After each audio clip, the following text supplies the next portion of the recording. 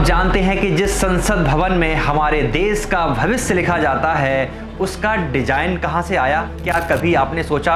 इतिहास में भले ही विदेशी आर्किटेक्ट्स का नाम हो, लेकिन एक सदियों पुराना रहस्य हमारे ही देश में छुपा है। आज हम आपको एक ऐसी कहानी बताएंगे जो आपके मन में कई सवाल छोड़ जाएगी। यह कहानी शुरू होती है आज से लगभग 1000 साल पहले, मध्य प्रदेश के मुरैना जिले में स्थित एक गांव मितावली से। यहाँ एक पहाड़ी पर एक अद्भुत और रहस्यमयी मंदिर मौजूद है, जिसे 64 योगिनी मंदिर कहा जाता है।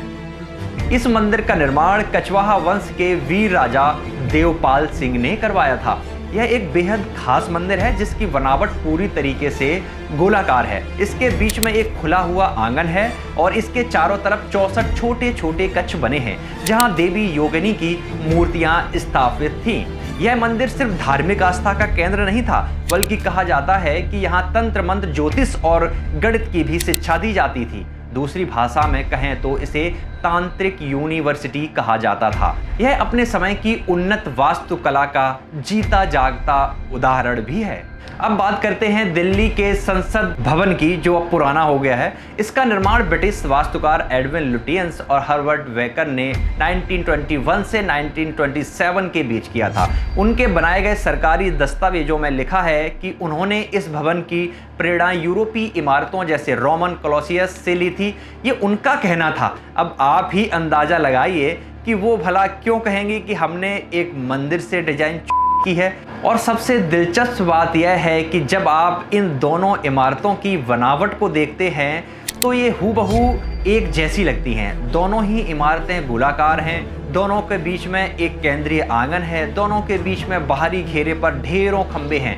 यह समानता इतनी हैरान कर देने वाली है कि लोगों ने इसे केवल एक संयोग मानने से इनकार कर दिया है। क्या यह सचमुच सिर्फ एक इत्तेफाक था?